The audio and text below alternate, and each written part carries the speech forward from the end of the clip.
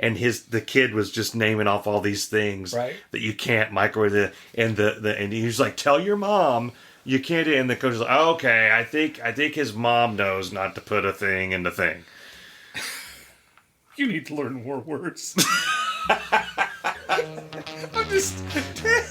You need to learn not to put the thing in the thing. Man, that's deep. Welcome to the Irritable Dad Syndrome 1-year anniversary special. Please welcome your hosts, Mike and Darin. Hey everybody, I'm Darin. I'm Mike. This is episode 52 of Irritable Dad Syndrome, our 1-year anniversary special. Woo! We thank you for downloading this episode. We're glad you're listening to it. Tonight's special, I keep calling it tonight. Most people download it in the morning. This episode is fantastic. It's probably going to be about double what you normally listen to. But over the past year, Mike and I have talked incessantly about stupid, random crap. People come up to us. Crazy people are drawn to us. Yeah. And we've managed to have great stories, I think. Yeah. Yeah. I'm an magnet. And I've pointed that out before. And that's where a lot of these stories come from. So these are stories from our lives. So if you're new to the podcast, welcome. Yeah. We have tons of episodes, started about 30 something. Tons of good ones. Ignore the rest of them. If you ever want to, this is a great episode for new listeners because they don't have to dumpster dive into That's right. the trash. This at is the like beginning. buying the greatest hits of an artist that you've always liked, but you didn't want to buy all 12 of their last albums. So some helpful listening tips. Yeah. Number one, you'll notice a change in audio quality as we go back and forth in the clips. Yep. When it sounds like we're in a cave. Yep. We were in a cave. Them were the olden times. That's right. Right? So if you listen to that clip and you think, oh, that's funny, I want to listen to the olden times again. I just don't do that. But no, Mike and I, we went through and we narrowed it down to his favorite clips, my favorite clips. We talked to fans. We found out what some of their favorite moments were. And we've got some stuff on this episode that has never been heard on this podcast. Yeah. Yeah. We've got great. Yeah. So this is going to be great. I'm very much looking forward to this. So we're going to kick it off. Yeah. I want to kick it off with, I can't say this is a true story because all of these are true stories. Yeah. But the first story that we're going to put on here is one that I think illuminates the fact that I care very little about anything else other than myself. And ice cream. I'm down here in the basement. I'm starting to watch a movie, and I have my ice cream in that configuration. Yeah. I get about halfway through it, and our fire alarm for our house goes off. Uh-huh. And it's one of those where they're all tied together. Right. I hear it go off in the upstairs, and then it's going off down here, and then it stops. I don't know what happened, but clearly whatever it was is over now. So I go back to my ice cream. I didn't even pause the movie. I was just mildly annoyed that I missed what Leonardo DiCaprio said. I was watching Shutter Island. And so I go back to eating my ice cream. The fire alarm goes off again. This time a little bit longer. I paused eating my ice cream, and it stops. Okay, now my phone, I get a text from Bess. I look at it. It says, fire alarm going off. Can you help? She has to text you. She has to text you. So I sat for here help with the fire alarm. So now I'm sitting here. God, I've said you for the worst husband ever. I'm annoyed. I'm annoyed for a good 30 seconds. I'm sitting there thinking, if I go, this is going to melt, and it's not going to be as good as it is right now. Right. Why can't I just? And now I can't enjoy my ice cream because I've got this thing that I have to do. Part of the enjoyment of my end of day ice cream is that I have no responsibilities beyond going to bed after the ice cream. Right. Now I have to go fight a fire or make sure everybody's safe. So I eat ice cream for another 20 seconds, and then I feel really bad. I carry my ice cream with me, and I go upstairs, and I say as politely as I can, what do you want me to do about it?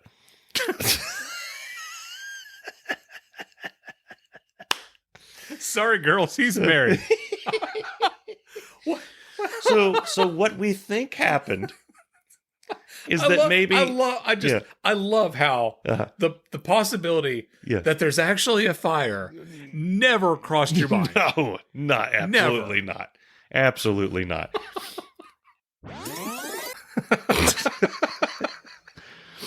So You know what? So Yeah, Bess yeah. listens to the podcast Yeah, periodically. that's your wife. Yeah, my wife.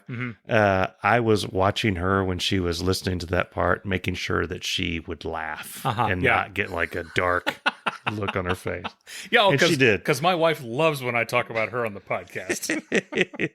So the next one is you have a story wherein you went to see a band. Mm-hmm. One of my favorite bands. One of your favorite bands. I got backstage. And you got your shirt signed. Autographed.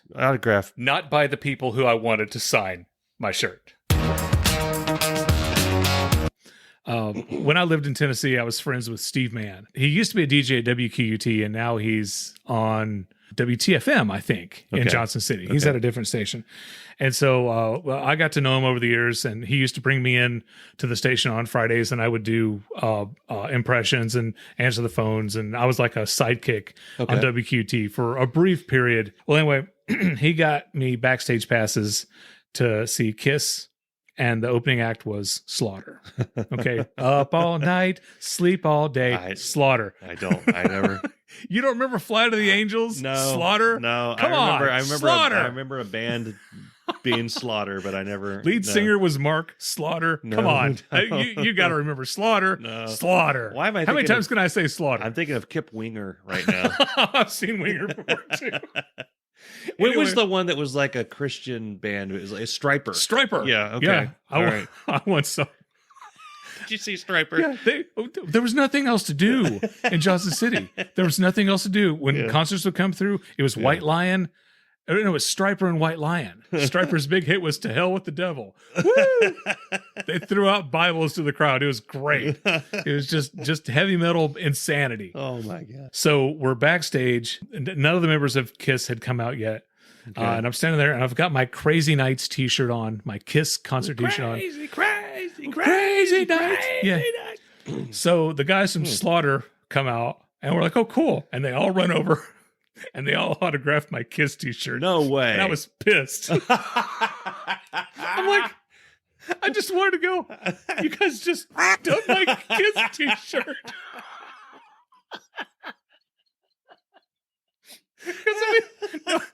I'm sorry. I've still got their album. Yeah, I love their music. Do you still have this shirt? I have the shirt. Yeah. Oh man, so we need to put a picture of the shirt. I've got my KISS t-shirt. That's the best. Autographed by 3 or 4 guys from Slaughter. Oh my God.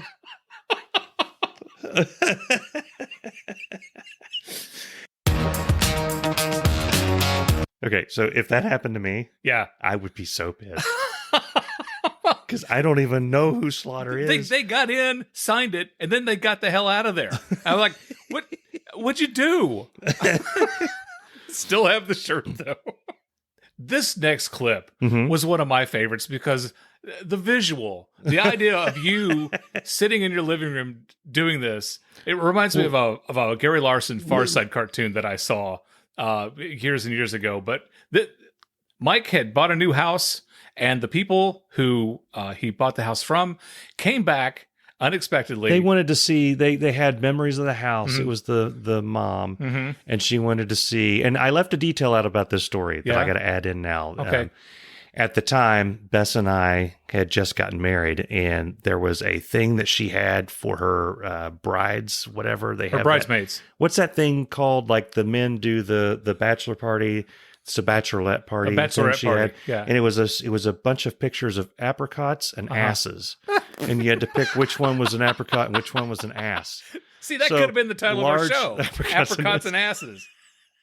Is it apricot or apricot? I call it apricot. Apricot and asses. Yeah. Apricots and asses. And that was right when she gestured in the story. She I can't remember if I said it or not. She gestured over to a corner and said, "And we used to put our Christmas tree right there." And she's pointing at a picture of about 30 odd asses and apricots. So Bess and I, the first house that we bought, it was a sell by owner thing. Okay. And it was in Troy, Ohio. And when we were looking at the house, they were going on and on. The mom was going on and on about the memories that they had in the house. And we had the Christmas tree over here, and they really didn't want to leave it, but they were moving to Tennessee and they had to go.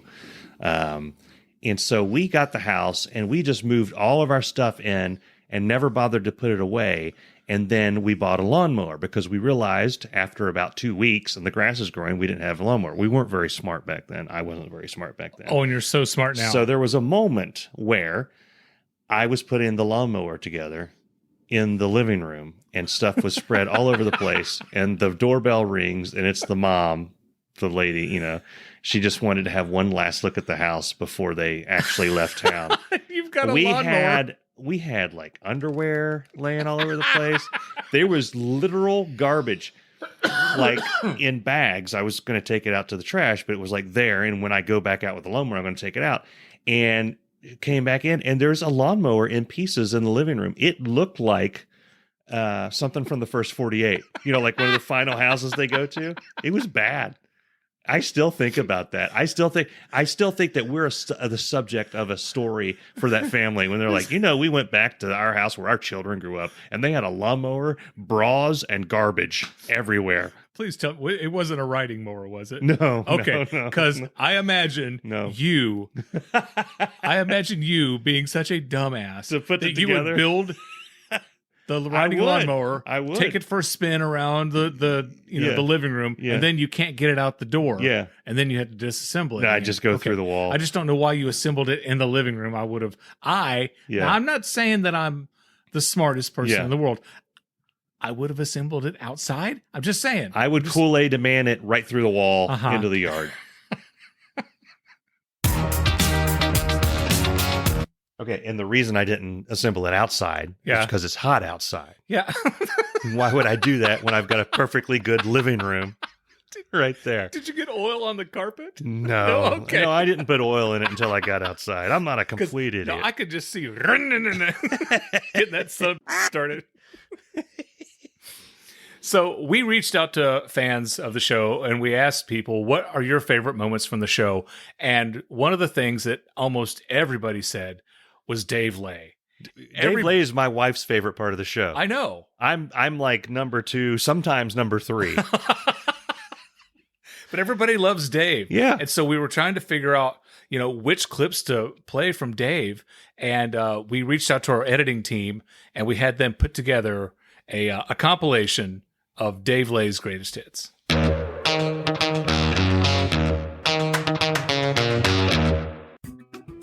Welcome to Irritable Dad Syndrome, the official podcast of Christmas, the most popular podcast in France, the most downloaded podcast in Nevada, the hottest podcast in Mexico, one of the top 100 podcasts in Slovakia, home of the $1 Million Guarantee, made with 100% recycled material. Save 20% on your next episode with your Kroger Plus card.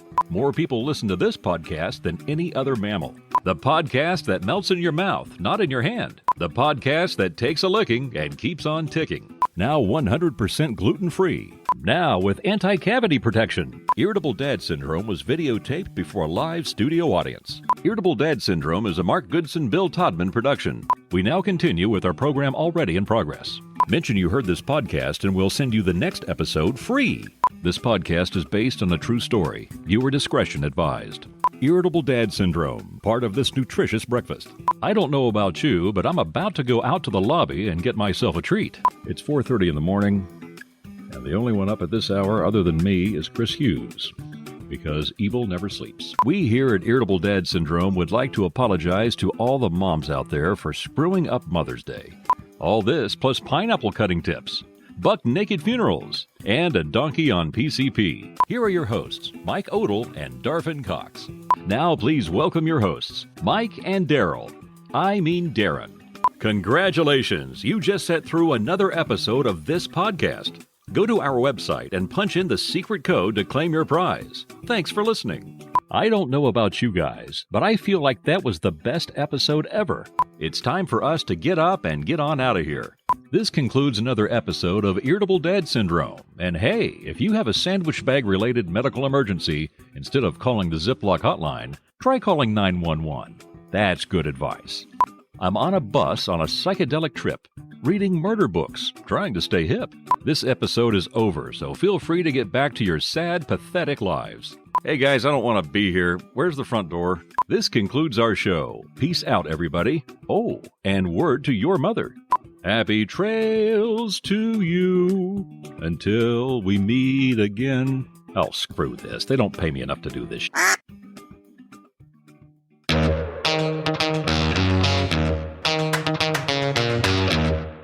Dave Lay, everybody. The best part. Oh, yeah, absolutely. The best part of the show. He's my favorite part of the show, too, and I host this show. So, Okay, so I gotta warn about this next story, in that it contains language that is duly quacked out. Okay, it is censored. Okay, it is censored. So okay, just making sure your kids can come back if they happen to be in the room. So this next story. Yeah. Okay. Yeah. There is a quack. A lot of word. There's many quacks. A lot of them. There were no quacks when it actually happened. No. And if there were, there would be no story. That's true. So that's true. Enjoy. Yeah. Okay. So what I order is, I want a spicy chicken sandwich and a 12-count nuggets with honey mustard sauce and a large diet Dr. Pepper. Okay. So I pull up. The nice lady comes over, because they do this thing now where they walk up to your car, and she says, "Can I help you?" And I said, "I would like a spicy chicken sandwich and 12 nuggets." So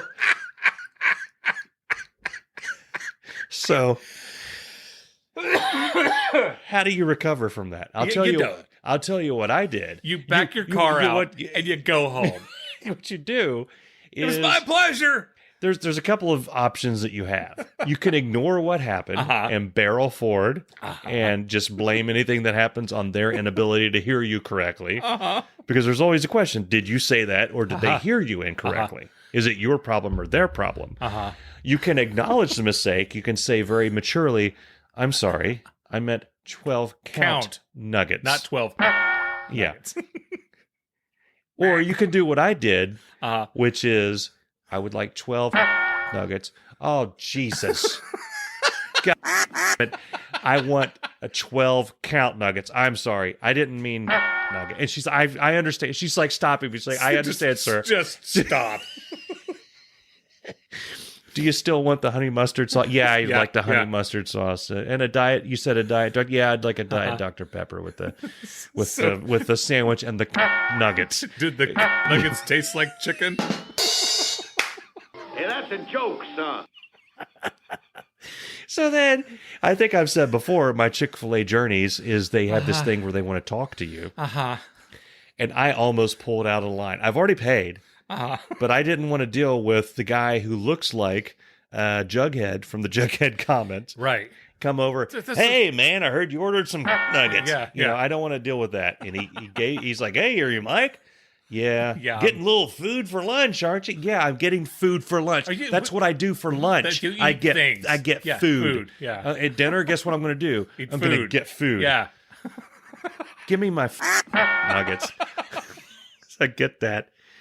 And I drive away. We need another duck. Here's the thing. For this we episode. do. We need multiple ducks. Yeah. I'm going to be using the clown squeaky on this. Here's the thing is that when I was in my 20s or 30s, I would have been mortified. I probably would have pulled out. Right. Now, I'm just like, hey, I got a funny story now. As long as it's fodder for the podcast. That's all that matters, Mike. Okay. So listeners of the show know we have Quacker, the cursing duck. Yeah. And Quacker, he curses whenever we slip a bad word in. The word that you dropped Yes. was a very special curse word. Yeah. That's why it deserved a special sound effect. Thank you. You're welcome. Yes. I try to go above and beyond with my cursing. Yeah. So, Mike has talked several times on this podcast about how much he loves salsa. Yeah. But we never thought that he would love it so much that it would cause one of his children bodily harm.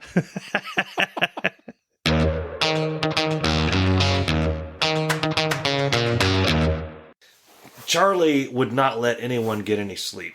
Mm-hmm. Correction. He would not let Bess get any sleep. I slept like a baby. But she...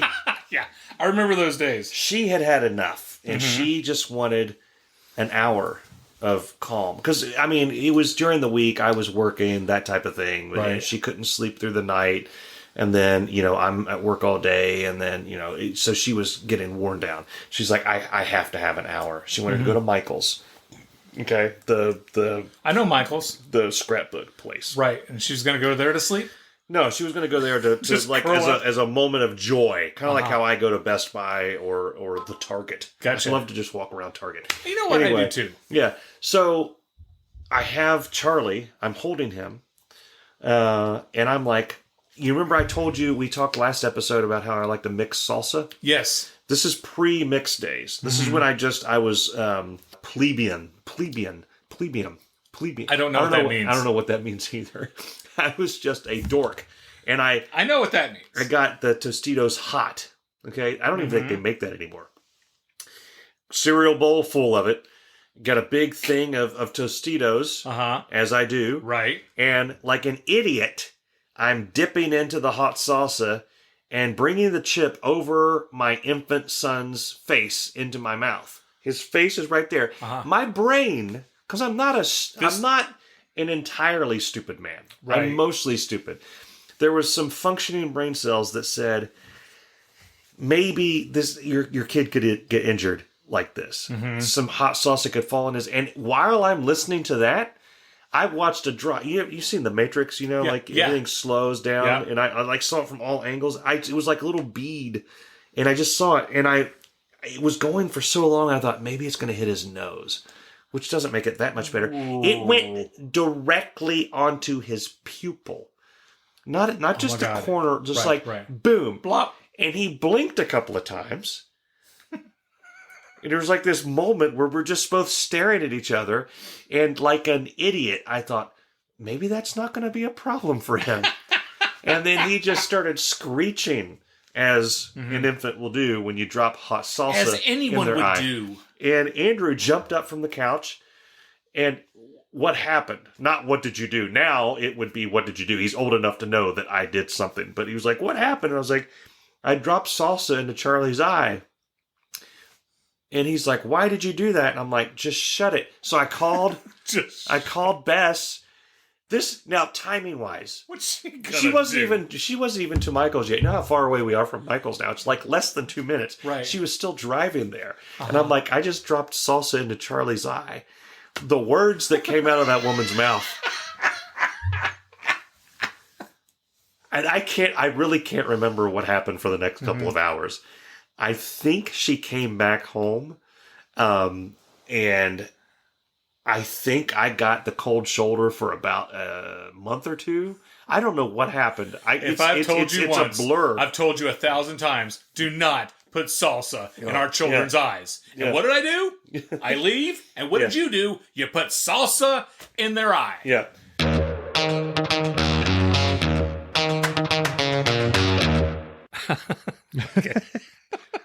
He's fine, by the way. He can see out of both eyes. Out of both eyes. Yeah. That's fantastic. That's fantastic. Our next clip is called The Backyard Shower. Now, a little explanation is needed. This is the story that happened at my youngest son's birthday party. And what I forgot to mention in this story was that all the kids involved in the backyard shower are wearing swimsuits. So please enjoy the backyard shower. Yeah. But there was a night when, a day when Cameron had a party. Yeah. Cameron's my youngest one. Yeah. And we were all out in the backyard, and it's May. And when we have a lot of kids over, we have the backyard shower. Okay. It's like these kids are they're covered in sunblock and bug spray and sweat and grass because they're out there having a water balloon fight and this and that, whatever else. So we line all the kids up, and usually we have 3 or 4 adults. Have you been part of one of the backyard? I think I have. Yeah, we line all the parents up, and I usually hose the kid down. Yeah. Another parent will shampoo their hair, and another, will squirt the soap in their hands, and kids get their pits and behind the legs and whatever. And then you hose them off at the end. Yeah. The 5th parent line hands them the towel, says, go in and put on your clothes, right? Yeah. So we're having this backyard shower. It's like, so there's this little kid there. Oh, no. I see where this is going. And you know me, I'm an idiot. Yeah. I tell this kid, I said, this is how people shower in prison. And I said, then I made it worse. I said, you ever been to prison, Billy? And he says, my dad's in prison. Oh, no. No. And I looked at Libby. I'm like, No. what Where do you go now? What do I do now? Go. She's probably looking at you like, go for it, funny man. She says, you want some cake? Kid says, yeah, okay. We never mentioned again. He's never been back at the house. No. We've never seen him again. Yeah. But I'm like, oh my God. Oh my I God. learned my lesson with that one. Oh Lord.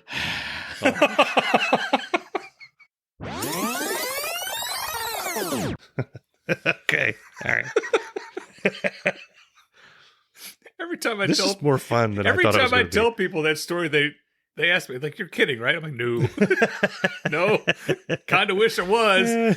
But, well, I think one thing that's been mentioned probably on every episode of this podcast is Kroger. Yeah, we should get a Kroger should definitely consider being a sponsor on this show because absolutely. we have talked about them at least once an episode. Yeah. And going back through all the episodes, all the crowbar stories, all the everything, I still think my favorite story from Kroger is this one.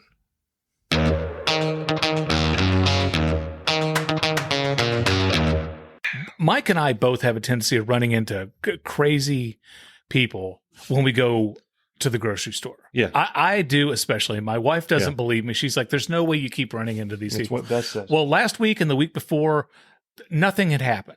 Just like nothing. And I think I let it get to me. Okay. Well, this week, something phenomenal happened at the grocery store. I met a woman in the produce department. So I go to Kroger. And by the way, Kroger are not a sponsor of this podcast, although they should be because we mentioned them in all 27 episodes of this podcast. Mm-hmm. We could call this the Kroger podcast. The Kroger podcast, yeah. So I'm in Kroger. I'm in the produce section, and I'm walking by, and there's a woman, and she's desperately trying to open up a plastic bag. She cannot. She cannot open it. And I've been there 1,000 times. Yep. And I'm convinced that they have the cameras, the security cameras, that they record people doing the opening the bags. Yeah. And they're laughing at us. And it's like a show. They air it in Taiwan or Peru or something. And Americans are crazy with plastic bags. That's probably a more I would watch that. probably show. a catchier title than that. But I told her, I said, "Yeah, those bags are bitched open, aren't they?" She goes, "Yes, they are." You know, because I talk to strangers. Yeah. And I told her my theory that we're being recorded, and she's laughing, and she says, "Well, you know, before we all had the masks, you could just lick your fingers and open the bag, but now you can't take the mask off." And she says, "You got to get your fingers wet somehow." And I got an idea. She says, "I'm going to touch the beets." So she puts her hands on the wet beets, and then she opens up the bag, and she says, "See, it worked." And then she looks at me and she goes, "You want to touch my beets?" Oh. Lord. And I'm thinking, no, but you just titled my next podcast. No. So, and then she clarifies, she says, "And just so you know, I'm not touching all the beets and leaving them there." No, she's a one beat lady. She's a beet. She bought the beets. Okay. But so I couldn't drive home fast enough to tell my wife, "You want to touch my beets?" So was there a twinkle in her eye? Did she know what she had said, or was she? It was almost as if she was a cast member on our podcast. Okay, like if we had a third chair, she'd be the beat lady. Okay, and you know, she was just like she couldn't get enough. And I know she went home and told her husband. So I asked this guy if he wanted to touch my beets, and he's like, "You did what?" Yeah. Hey everybody, this is your announcer Dave Lay. And all of us here at Irritable Dad Syndrome are proud once again to celebrate Bring Your Daughter to Work Day. So to help with this week's show, please welcome my daughter, Emma. Oh my God, Dad, you're so embarrassing. For the 100th time, it's not Bring Your Daughter to Work Day, and I don't want to be on your stupid Irritable Dork Syndrome podcast with Beavis and Butthead. Is this what you call work? I mean, seriously. Is this what you do when you're not watching my soccer games? God, I hate you. Okay. Now back to the show. Thanks, Dave. Okay. So we've pointed out that all these stories are true. Mhm. We've said that before, and Yeah. I've got to double down on this one because yeah. this one sounds unbelievable. This is absolutely 100% true. I can't believe she did it. If you're a Star Wars fan, Mm-hmm. this is a good story for you. Yeah. But this needs to be recorded for posterity's sake as Okay. the Star Wars drunk Yoda Okay. story. Okay. Okay, so this is episode 1, when episode 1 came out. And if you The Phantom Menace. now the kids out there don't remember this, but it was a big deal when the Phantom Menace was coming out. Try to put Darin, take your brain back to a time before it had released. I remember. It was a big deal. It was a big You deal. didn't know Jar Jar was going to be in it. No. You didn't know. We didn't know it was going to suck ass. Yeah. You didn't know that Natalie Portman was going to fall in love with a 9-year-old. You didn't know any of these things. You didn't know that weird, whatever that accent is of the aliens at the beginning where they sound like it's an uncomfortable, almost like a mockery of Chinese. You know what I'm talking about? We didn't know that there It's was going to be weird. that there was going to be like some weird Martian who looked like Greedo. Yeah. Or no, who looked like Gonzo. I'm sorry, Gonzo Well, from yeah. the Muppets, Yeah. with the voice of Cheech Marin and like a cigarette in his mouth, Yeah. flying around. What's his name? Watto. Watto. Oh my God, You that think- was the first sign. I liked Watto. No, you didn't. I did. You didn't. I'm watching. Annie, what it is? Hey man, how about the? Hey, Vato, man. Anyway. it's just like, God, what are So they? before any of that, before people knew any of that stuff, I hate that movie. people were so pumped, especially people you're my age who Yes. grew up on Star Wars. It Yes. was like, oh my God.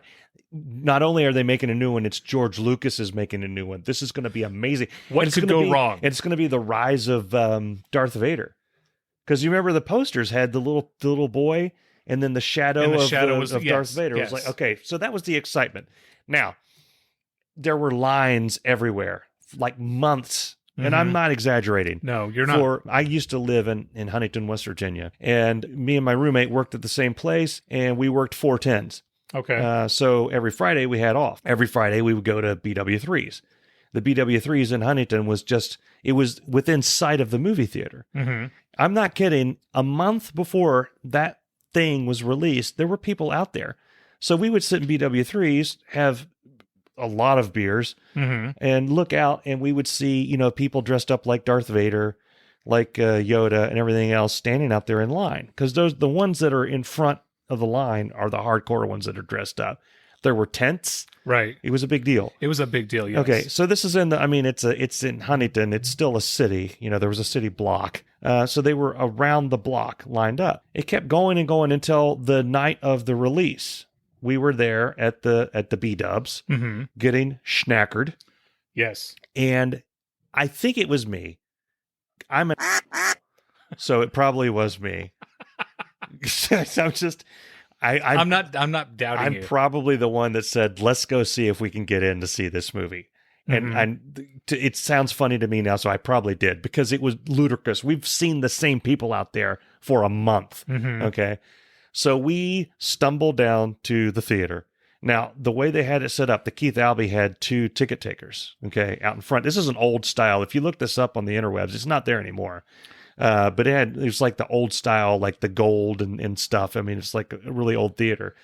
They had a ticket taker for The Phantom Menace and a ticket taker for the other 5 movies that no one gives a shit about. Okay? Right. So we go up to that. I'm surprised that any theater Yeah. at that time had any other movie showing.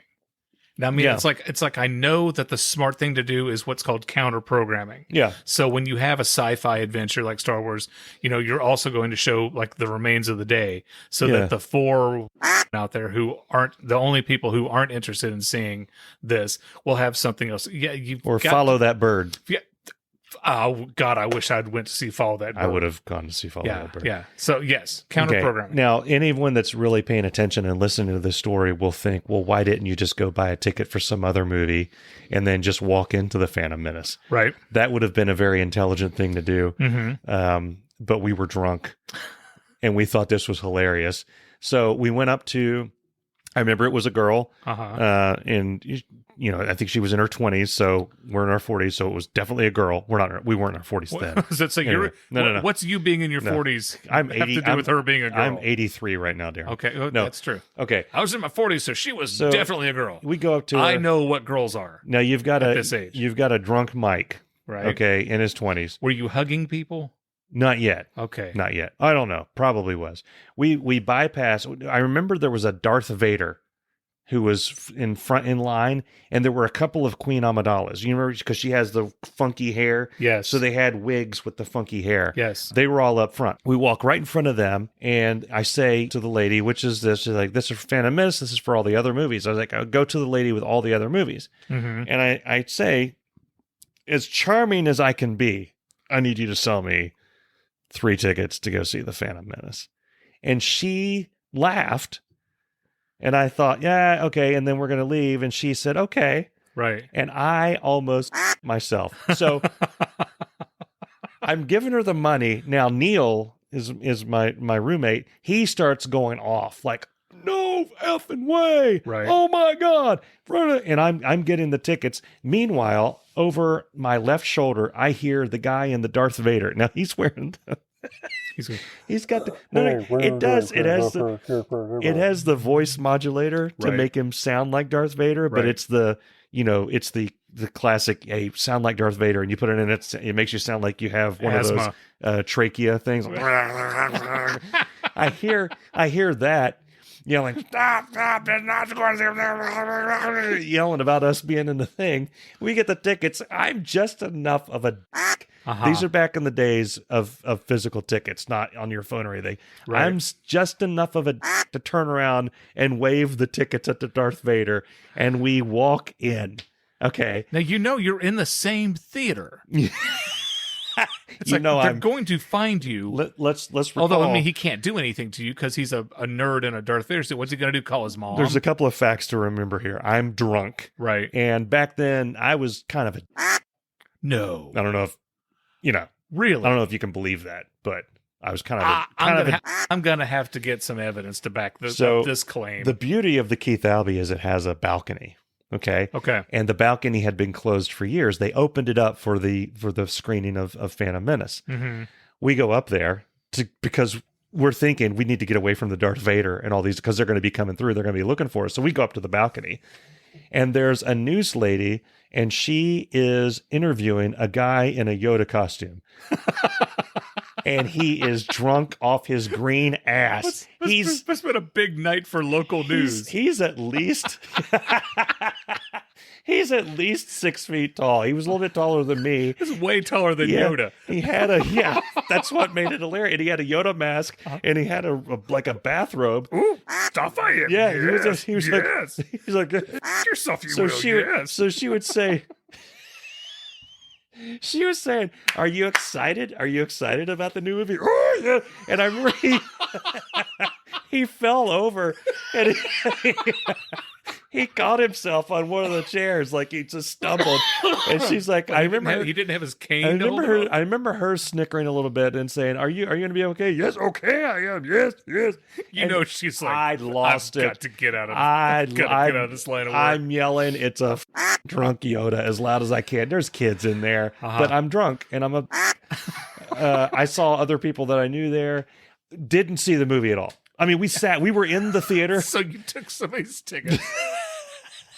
But nobody saw the movie. Right. Listen, Right. The sound wasn't loud enough. Everyone there Right. had the lightsabers, Uh-huh. the toy lightsabers. Oh, God. And they were swinging them around and cheering at everything. When R2-D2 came on the screen, Oh. the cheering went on and on It's for not minutes. Bruce Springsteen. It's a trash can. When Ewan McGregor talks. and the other guy, Taken, started swinging the lightsabers and fighting as Jedi, people Right, were cheering. right, Every time right. a lightsaber was lit, people were cheering. Uh-huh. When Darth Maul did his dual lightsaber thing, Yes. I think babies were had. Yes. There was so much screaming. People became pregnant. But yeah, I had no idea what the story was. I No. didn't know anything. I couldn't hear it. And I had to go back like 3 days later. I saw it in a different theater and Well, actually got the sense of it. Yeah, so I literally had to pay twice to see the Phantom Menace because I had no idea what happened the first time. I couldn't hear any of it. I hated that movie. So I hated that you paid twice to see that garbage piece of crap. And like you said, all these stories are true. They are. This particular story is one of my all-time favorites. It goes back to when I lived in Tennessee, and it involves my friends Shannon Brown and Chad Fraley, and it was the night we went to Perkins. Many years ago, because a couple weeks. This is a good episode to tell it because we have nothing. Exactly, and we've got to fill up another 9. No, it was a long time ago in my 20s. I was out with my buddies Shannon and Chad, and Shannon Brown and Chad Fraley. And I mentioned Chad because he's the Chad Fraley. He's the artist who makes all the. He's related to Ace. He Frehley? is. He's Ace Frehley's son. Oh, yes, his dad is Ace Frehley of Kiss. Okay, and that's how every summer we would go and we'd hang out at Gene Simmons' house. Yeah, we'd go out on his boat. Occasionally, Paul Stanley would be there, and he would grill hot dogs. Do you want me to keep going on with this? No. Peter Criss just sat in the car. They didn't even call him over. They just left him at home. So we went out, and after we were out at Gatsby's for a few hours, we all went to a Perkins restaurant. Yeah. Okay. And I think you and I were talking about sometimes things happen that makes you feel like you're in the middle of an episode of Seinfeld, right? Yeah. This was one of those nights where we really felt, and we didn't plan it, we didn't mean for it to. Yeah. It just happened this way.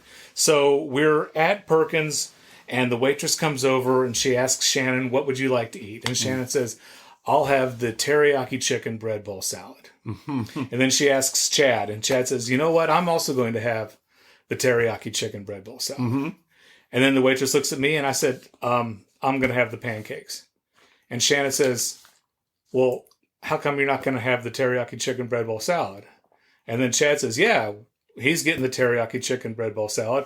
I ordered the teriyaki chicken bread bowl salad. You should order the teriyaki chicken bread bowl salad." To which I said, "Guys, if I wanted a teriyaki chicken bread bowl salad, I would have ordered the teriyaki chicken bread bowl salad, but I don't want the teriyaki chicken bread bowl salad. That's why I ordered the pancakes." Yeah. And Shannon says, "It's teriyaki chicken in a bread bowl on top of a salad." I'm like, "I know what a teriyaki chicken bread bowl salad is. Yeah. I just don't want it." And finally the waitress just stops and she's like, "Guys, he doesn't want the teriyaki chicken bread bowl salad." And they're like, "Okay."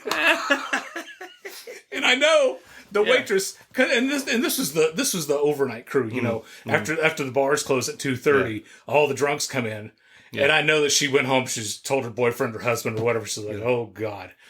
I ran into the weirdest people last night. So, all right. Well, speaking of weird people, you know, do you remember what episode were we on? 2 or 3? When Don Smith reached out to us and asked us to be on his show? Yeah, we sucked, but we hadn't established a large base of suckiness to where he wouldn't have us on his show. It was the perfect opportunity for us. I don't think he had listened to us at all. It was. I don't think he knew what he was getting himself into. We had done 2 episodes, and if you're up for a laugh or a non-laugh, however you look at it, go back and listen to episode 2, and then think to yourself, would I have those guys on my show? That man is a saint. I know. Anyway, Don Smith had us on his show to promote the Irritable Dad Syndrome, and that was awesome. So after we had a few episodes in us and we knew kind of what we were doing, we invited Don on our show. Fantastic guest. But my favorite question that he answered was this one. Don, do you have any OCD habits? I have a lot of OCD habits. Okay. My dad was severely he's still around. He's severely OCD. So a lot of that got on to me. And I think one of the weirdest ones that I do is when I take my socks off at night, I always take my left sock off inside out. Just the left one. The right one is not inside out. The reason is when I do the laundry, I can match them back up. Because you can't wear a right sock on your left foot because they stretch different. And then you have that little dangly bit that curls up by your little toes and it irritates the hell out of me. So no, that is one of my weirdest OCD things. And that is not a lie. That is actually my first wife thought there was something wrong with me. I would not let her do my laundry because I want my socks a certain way. Is your right foot significantly like different shape than the left? You mind your own damn business.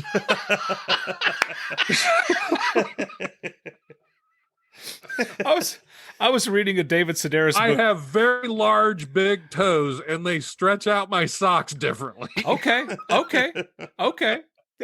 God, I don't calm down. I'm not here You know to what they say about a guy with large, big toes? big shoes. Yeah. Nothing. They don't really say. They don't say anything about it that. because it's just weird.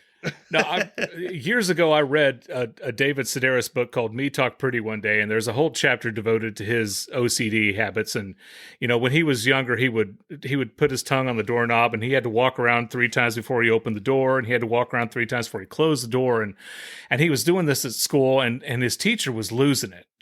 So she went to pay him a visit at home, and David comes home, and the teacher was there talking to his mother. And she had told him like all the things that he was doing at school. And after she left, he's like, Mom, come on. Who cares if I have to lick the doorknob or if I want to turn around 4 times before I put my sock on? And she goes, well, you're an English teacher. That's who. My dad counts. Uh-huh. My dad counts. He counts his pockets. He counts everything. And he doesn't even know he's doing it half the time. Yeah. And he'll count by 2s. He'll count by 10s. Wait a minute. Wait, 1, 1, 2, 1, 2, 3, 4. 1, 2, 3, 4, 5. Wait a minute. Wait a minute. 1, 2, 1, 2, 3, 4. I was sitting when I was a teenager. I was sitting in the kitchen once, and we have a bathroom right off the kitchen. And I heard him in there talking to himself. Mm-hmm. And instead of counting that day, he was saying, "Hey, you." I opened the door, and he's looking in the mirror, combing his hair, going, Hey, you. Hey. Just for like 20 minutes, he's doing this. And I'm thinking, that is the funniest thing in the world. He comes out and I said, Dad, were you talking to you or were you actually talking to your... What are you talking about? I was like, I heard you say, hey, you, like 40 different ways. So yeah, I'm not that bad. My sock thing, that's a private matter. Uh-huh. Now, not everybody doesn't know about that. This is a rare. Well, they do now. Hearing of this, Now 3 people now know about this, other than my wife, my ex-wife, and me. And I've had people come back and say that Don Smith that's one of their favorite episodes. Yeah. That's episode 25 that Yeah. he was in. So if you want to hear the full episode, he's in there. Steve Farrell, big fan of the show. He loved that. Yep. Chris Michael, big fan of the show, said, are you going to put any of Don Smith on there? And Jason Durbin asked the same thing. So Don Smith was very popular. Yep. And we were happy that he was on the show. So I want to talk about this next clip just a little bit here. Okay. Is we typically have a thing going on wherein you prepare and I don't. That's right. Okay. That's right. And sometimes I'll go off on a tangent. Sometimes it pays off. Sometimes I'll go off on a tangent, or sometimes you'll pull things together. And but there's times when both of those things work together perfectly, and I think this next clip shows it. You prepared. I brought in a prop. You brought in a prop from the Hilton Head vacation, and then I came in cold and unprepared, and we went down a rabbit hole. Oh yeah. And we need to go back. Yeah, and we came upon an aspect, I don't want to give too much away, an aspect of this product that neither of us knew about before we made a phone call. We never dreamed. And it went off in a whole different direction.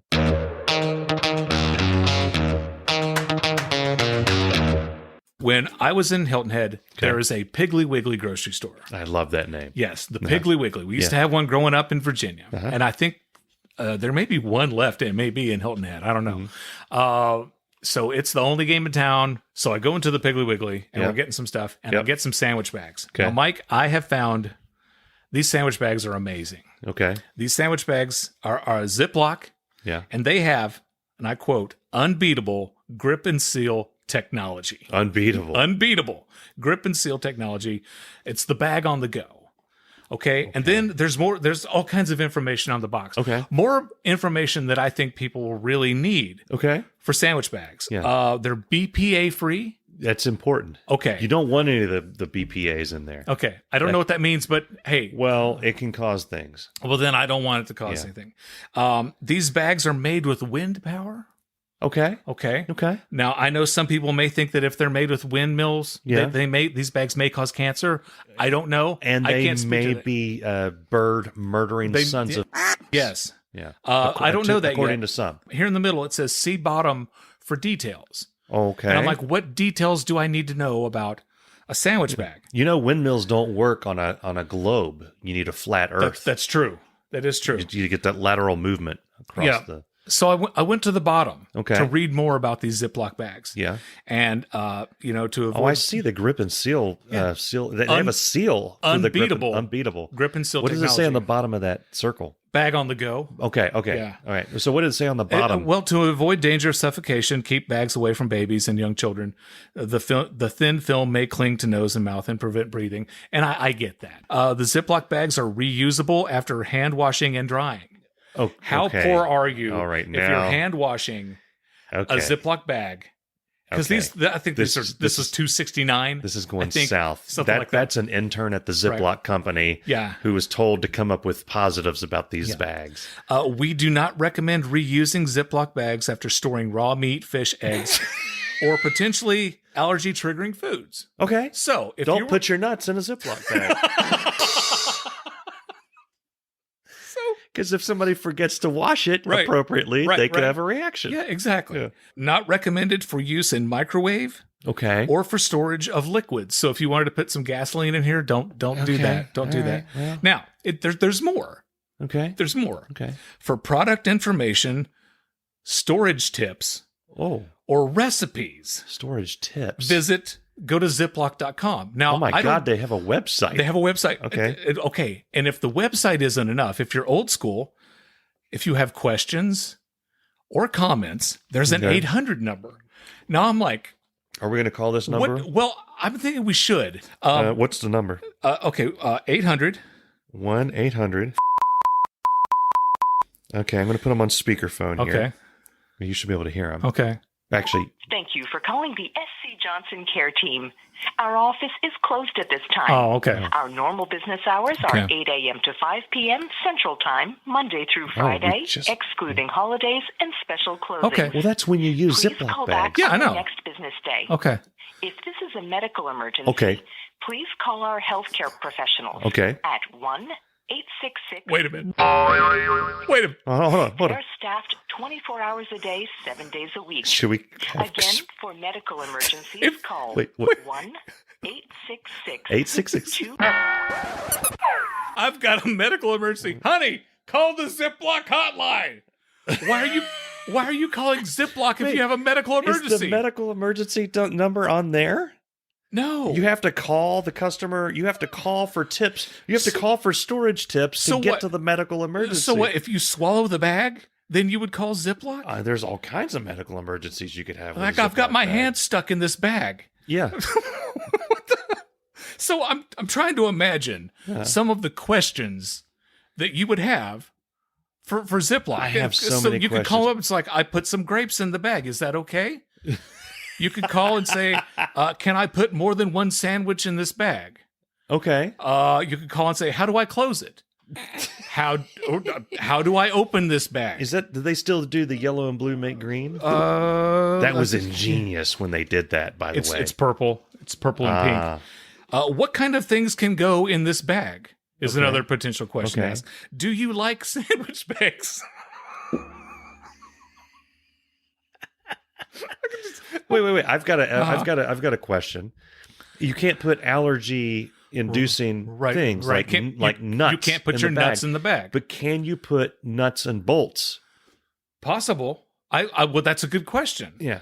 I mean, should you put nuts in the same bag that you put the bolts, or should they be kept segregated? That's a good question. I put crackers in the bag, but forgot to close it. Now what should I do? That's a good question to ask. Can I eat the bag? Yeah. So these are all good questions to ask. Do you make edible Ziploc? But could you imagine an edible Ziploc? You don't open it. You just eat the bag. Eat right through it. And then it's like, what kind of comment would you have? It's like you call them up. I and tell like, you what. I really like these bags. Right. Another question is, can you put a goldfish in the bag? Because if they say no, them people down at the fair have got a lot of explaining. Well, another to do. question is, well, where do I put my goldfish? Right. And then they transfer us to the goldfish hotline. Yeah. You Do they can- have bags large enough for a bass? Yeah, that's a good question. Yeah. Yeah, because this bag here, how do I know if my bag is big enough? That's a good question to ask them. But if you had more comments, you could just call them up and say, dude, this seal rocks. Yeah. I don't know. Or I like how I can put something in the bag and be able to tell later what it is because you can see through the bag. Why did you guys stop using yellow and blue make green? You start adding what purple and something make pink and blue. Is it red and blue make purple? It's you open up the bag, it's purple. It's blue and red. Blue and when and you red close make it, purple, yeah. you close it, it makes purple. So Blue and why red did make they purple. do that instead of blue and green? Is it because of people with colorblind? Did they complain? That's a good question. Okay. We'll have to call them back. We'll have to call the hotline. Okay. And if we have a medical emergency, I have a medical emergency. that's Ziploc because related. I have a medical emergency. Uh-huh. I've put my nuts in a Ziploc bag. And now what do I do? I'm colorblind, and I can't tell if I've closed it properly. Well, I've closed it too much. So now I have a something about Mary situation. Yeah. Yeah. I've put my nuts in. Do I put my Frank and Bees. Yeah. Okay. So anyway, this Ziploc, this leaves more questions than answers. It does. So we have to call these people back. Strong enough to use again. I can see that. from Right. the, I mean, how poor are you if you're reusing Ziploc bags? yeah. I don't know. 90 sandwich bags. They couldn't make it. They couldn't put 10 more in there. They couldn't even 100.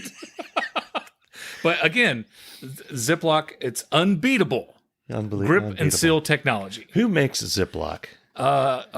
SC Johnson, a family company. Okay. Yeah. Is that of the Johnson & Johnson fame? I don't know. I'm not prepared. I wasn't prepared for follow-up questions on this. So Okay. That's more questions for the hotline. exactly. Next exactly. week. So we will call the hotline. We're going to call that. Yes, we hotline. are. And they're going to make us delete this episode.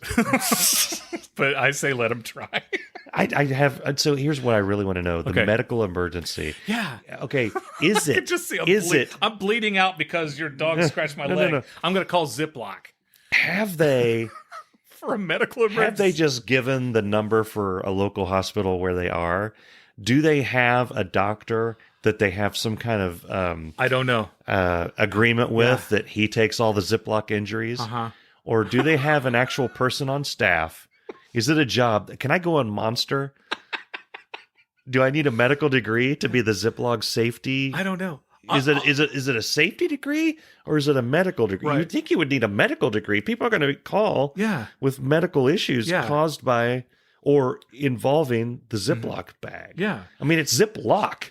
Yeah. It's that's sounds permanent. Yeah. It could does. be really dangerous. Yeah. Well, when I was, driving over here, I couldn't wait to talk to you about these Ziploc bags. I had no idea that we would get into a medical emergency situation. either. But now I'm wondering something had to have gone wrong for them to launch a medical emergency hotline number at Ziploc bags. Yeah, because think of all the things that don't have medical emergency hotlines. Right. You buy a hammer.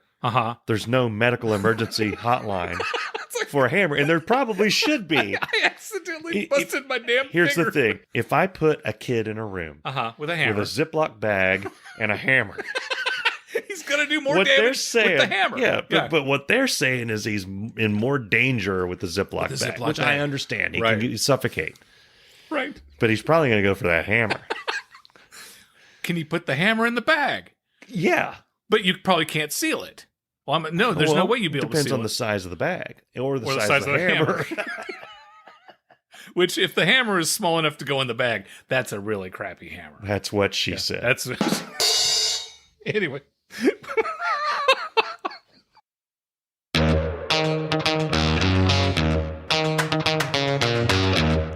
And welcome back to Irritable Dad Syndrome, our 1-year anniversary special. We're glad you're still listening to us. We've got some more clips. Okay, so this next one, again, True story. true story. True meaning when I walked in to your house today. Did you look up in the tree? It's still there.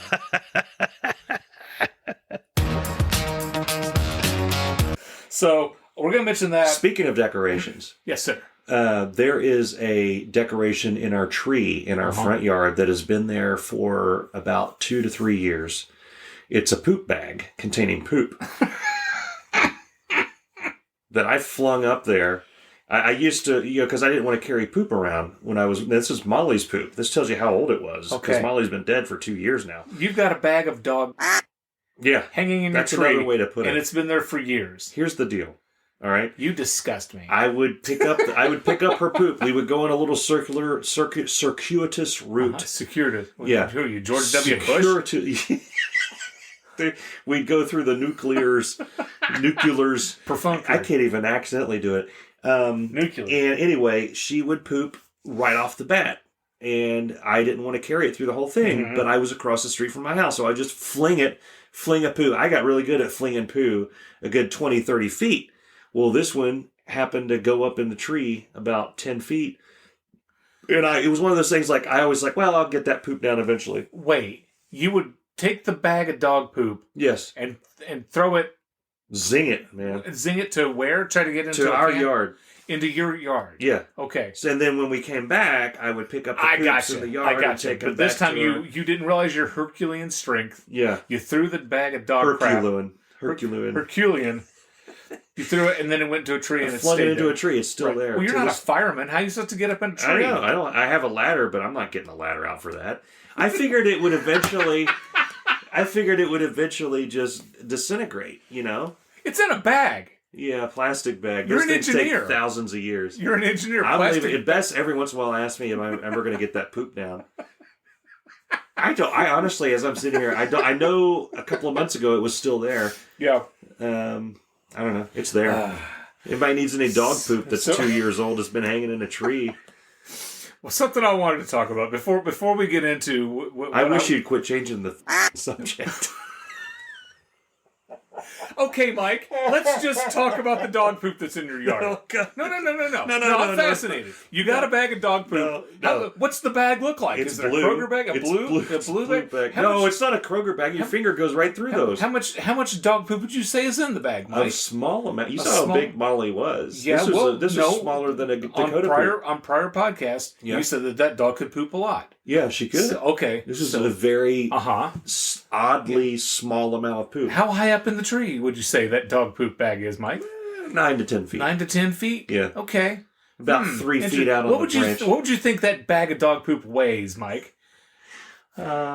Since this is the only thing you want to talk about. About 1.5 ounces. 1.5 ounces of dog poop. Which is shockingly small for the amount of poop that she How long do you think it took Molly to get that out of there? I don't even know if she knew that it happened. I saw it come out. Okay. And captured it. And you not mid-fall. And you picked up the bag. How long did you carry the bag before you threw it? Less than a few. I was probably about 5 seconds until I looked and I saw we're about 30 feet from our house. Right. And I flung it. Right. Yeah. What type of sound did it make when it hit the tree?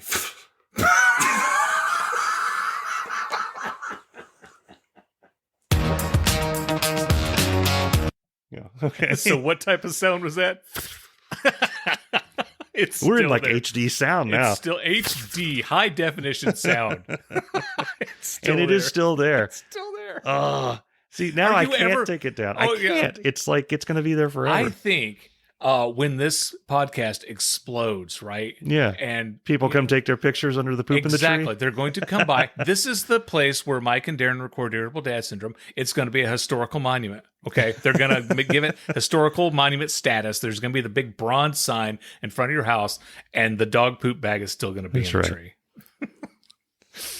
All right. So we reached out to fans. We asked them, what were your favorite moments for the show? And you would not believe how many people loved this particular episode. Again, a true story. I love this story. Donnie broke his foot.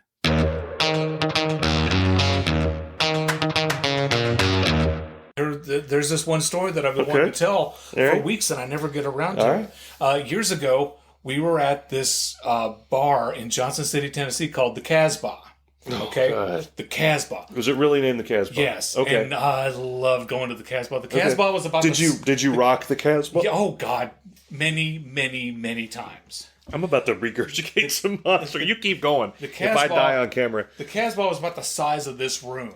Okay, it was a very small college bar then. Exactly. Yes. Yeah, okay. Yes, it was a great bar, great place to see live music, and there was a band that we went to see called Big Ass Truck. Okay, I've heard of them. Band out of Memphis. They had a jazz drummer, 2 electric guitar players, okay, a bass player, and a a mixer, a DJ. Yeah, a wiki guy. Okay, right. Okay, so I don't know how many times we saw Big Ass Truck. Yeah. There's no way to count, and we went so many times, and every time was a blast. So my buddy Donnie came to the show, and Donnie's drunk. Donnie is dancing his butt off. He is just dancing, and there's no stopping him. Don't even try, or Donnie will hurt you because he is drunk. He's dancing. He's having a blast. Yeah. Well, Donnie comes over to the table and he says, "Get the quacker ready." Yeah. He goes, "I think I broke my foot." My friend Jenny, who is now a doctor, okay, she lived 4 apartments down from me. She goes, "Oh no!" She says, "We got to get you off of it. I need to look at it." He goes, "I'm fine." She goes, "No, seriously, I need to look at your foot, and you got to stop putting pressure on it if you broke it." He goes, "I'm fine. I promise." She goes, "Listen, I'm not a doctor yet, but I'm going to medical school. Yeah. I know a little bit about this, but I really need to look at your foot." He says, "Would you shut up?" And he pulls off his artificial leg and he slams it on the table. He goes, "I'm fine."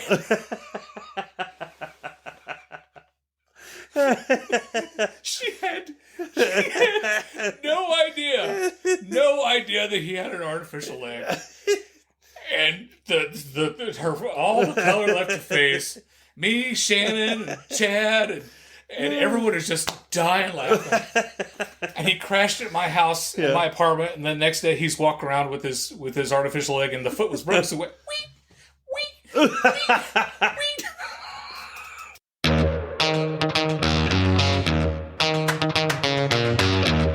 All right.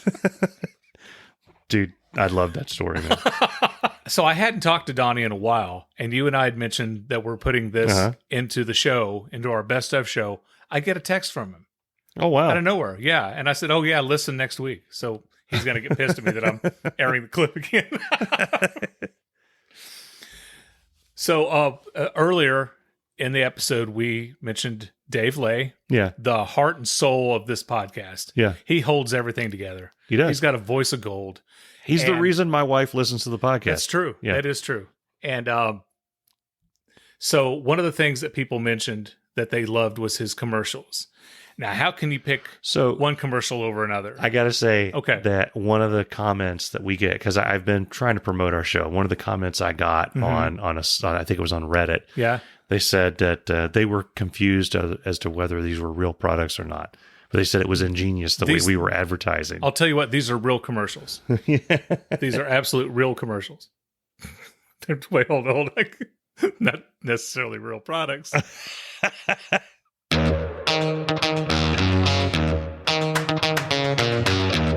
3, 2, 1. Right, here we go. I'd like to point out that I'm actually sleeping with the audio engineer.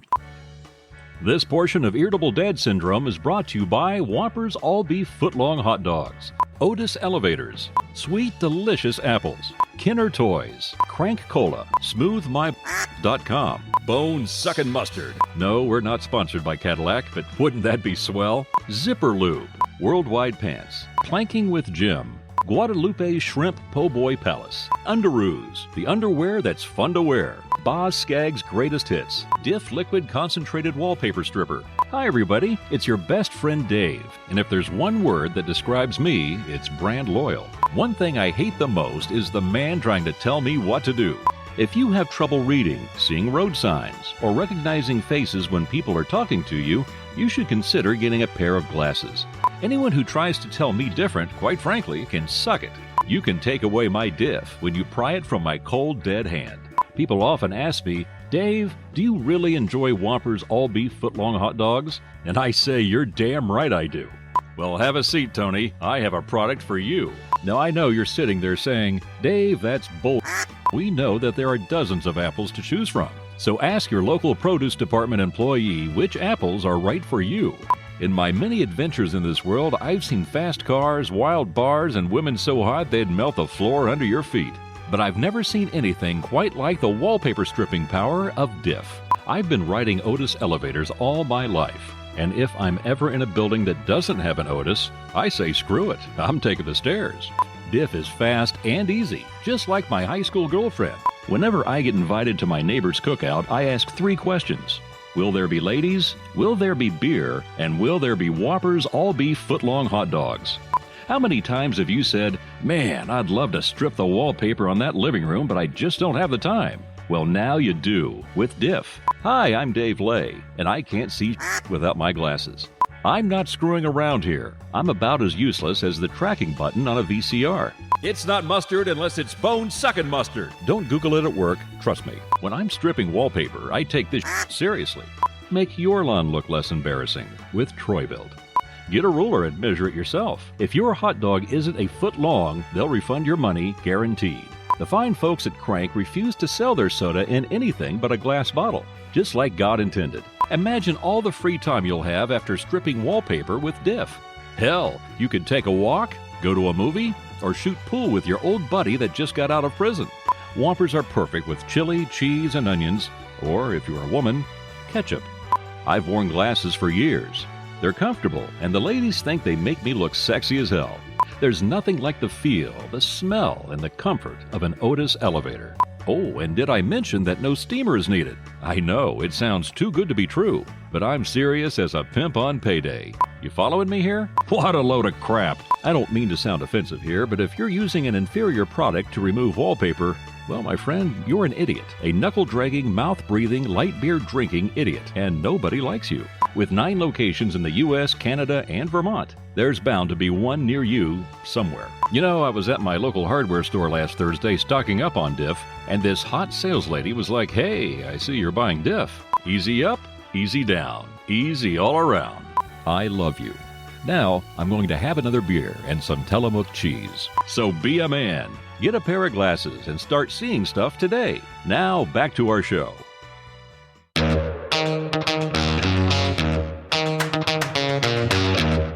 That is awesome. Thanks, Dave. You're the man. You the man. Seriously, the man. So Mike and I were talking about all the episodes that we've done, and there was one time, one episode where, I was going to say where we got mad at each other, but it was me getting mad at you. Yeah, I didn't realize it. We had textual tension as a guest on the show, and I was trying to read a David Sedaris story about a squirrel falling in love with a chipmunk, and Mike would not shut up. Well, I threw an ink pen at him. I don't remember that. Yeah, you do. In my defense, I thought it was funny. See, hold on. My kid, we were at the pool. Okay, he's dunking his little brother. Yeah, and we go, dude, stop that. And he goes, yeah, okay. And he apologized to Camp, and then he says, in my defense, I thought it was funny. Great, thanks, Mike. Thanks. No, did you actually throw a pen? I threw a pen at you. Okay. You could have put my eye out. I was mad at you. You know what? I told Bess right after we recorded, like right after I edited it, that I cut out a lot of interruptions, but I thought the interruptions were funny. And she listened to it just like 2 or 3 days ago. She's like, I listened to it and you were interrupting him a lot. So you cut out more interruptions than that? And I was like, yeah. She's like, okay. She's like, you were interrupting him a lot. Like a whole lot. I couldn't get a word out. I just couldn't. Yeah. If I may, I was interrupting you quite a bit. You're telling me this? I didn't realize it at the time. How did you not realize that? I kept begging you to shut up. It's like you ever had like a drunk friend and you haven't drank anything. You're like the driver and they think they are freaking hilarious. And you're just like trying to hold it together. And you're in that zone between, man, if I snap on this guy, we're not going to be friends anymore. But if I can't go along with him because I'm not there, you're just babysitting him. It's like me, you, and Fanch after the Metallica show, and you're telling the Uber driver, "Where's the McDonald's? Take me the McDonald's. Hey, garçon, take me the McDonald's. Is there a McDonald's?" And I'm like, "That's my buddy Mike. Where's the McDonald's?" This next clip is one of my favorite from the entire year. It's mine too. And So Mike and I are always talking about crazy people who we run into, and it's helped us out every episode. But this particular episode gives you advice if you're ever at a party and you're unhappy being there. This is something that you can say. A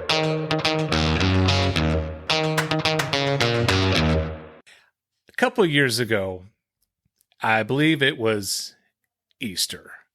We have been known to invite strays over to our house. Stray dogs or people? People who don't have families. Okay. People who aren't done. Like the Beaver guy that you talked about. Yeah, we invited the Beaver guy.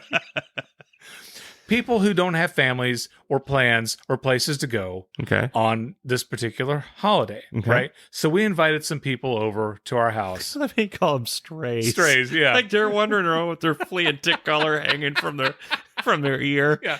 A couple years ago, it was a holiday weekend. Yeah. And Libby and I have been famous for inviting strays over to our house. Stray people. Stray people. People who don't have plans, who don't have families that live nearby. Okay. They don't have anywhere else to go for this particular holiday. So Just come on over to our streets. house. Yeah. Okay. So we invited 5 people. Okay. Maybe 6. Not a lot. Not crazy. So that's how you end up on a Craigslist killer. That's true. That is true. So these people came, and we had some chairs set up in the yard, and we're sitting and we're talking, and this person comes up, and I said, "Hey, can I get you, some water or something to drink? If you want a Coke, we've got some beer if that's your thing or whatever." Mm-hmm. No, thanks. I'm like, okay. So I go into the house, and I'm helping Libby get some stuff ready, and we're talking to another one of our friends. This particular person walks into the house, may have been there 10 minutes. Yeah. Walks right up to Libby and says, "I don't want to be here. I'm going to leave. Where is your front door?" We keep one at the front of the house. We're both like, what? We thought this person was Just makes me want to be a stray. Yeah, we thought this person was kidding. And we're like, what? And again, I don't want to be here. I'm going to leave. I mean, thank you for inviting me, but I'm going to go. Where is your front door? And Libby starts, I'm sorry. I mean, if you want, I mean, we can have food. It's all that powder he found in Cameron's room. Libby's like afraid. It's like, are we not eating soon enough? Is something going on? And she's apologizing, and it's like, it's not you. And so Libby showed the person out. Yeah. And the person left. And then she comes up to me, "What did you say?" I asked him to be on a podcast. I said, "Hi, would you like a seat? Can I get you something to drink?" Because "I don't want to be here" is a term that is reserved for, let's say you walk into a room and there's a full-on orgy. Yes. Okay, I'm not into that. Yeah. I don't want to be here. Yeah. I'm going to leave. Let's say you walk into a room and there's like a satanic cult and there's a human sacrifice. Perfectly acceptable. Blood. There's all the candles, and then there's the stuff written on the wall. I'm just not into Beelzebub. Exactly. Yeah. I don't want to be here. Yeah. And I'm going to leave. Yes. Let's say you walked into a building, you're invited to a party, and it's like a Lagerburger party or an M1 party. Absolutely. I don't want to be here. Absolutely. Or Tupperware. Tupperware, Good yeah. God. So, yes. Any of those things get me the hell out of here. Uh-huh. But my biggest question is, where is your front door? How hard is it to find a front door? Basically, walk around, look for a door. Yeah. Our house isn't that big. If find any door, there's a pretty good chance it goes outside. Yeah, can I? Especially if it's next to a window that you can see through. Can I deflate all the comedy out of this briefly? Sure. Something that I've learned that may save a life at some point. Mm-hmm. Anytime in your life you are ever lost, if you reach out and put your hand on your left wall and you go through the entire structure with your hand and you never lift it, you'll eventually find your way out the front door. I swear it works. It's amazing. I've used it because I read it somewhere. I've used it in video games. I've gotten out of so many dungeons in video games using that. Yeah.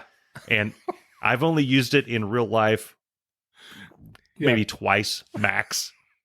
One time me and Bess went to some friends of ours were checking out a band for their wedding. Yeah. And the band was playing in a casino. Mm-hmm. Casinos are notorious for not having an easy way out. Right. No clocks or anything like that. Right. And I mentally used the left-hand trick to find the door to get out. It works. It can save if this episode of this podcast saves the life of one of our of just 13 one person. listeners. We've done our job. We've done our job. Let me tell you something else about this. The person who wanted to know where the front door is so they could leave was outside. Walked into the house through the garage. Yes. And said, I don't want to be here. Oh, where is your front door? He came in through the garage. He wanted to leave through a different route. All you had to do was turn around and go out through the garage. You know, some may hear this story and think, what kind of palatial estate does Darin have?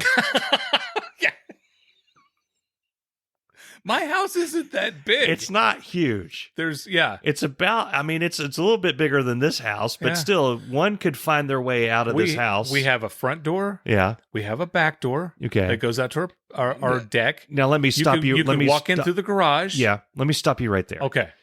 The front door is named because it's on the front of the house. Plane of the house. Yes. The back door is named because it's on the back plane of the house. Yeah, you're So if you geographically know where the front and back of the house are, you've cut out 50% of the house of where the door could be. Yes. Right? Yes. Now you just need to know whether I'm facing the front or the back. You don't need a jerk like that at your party.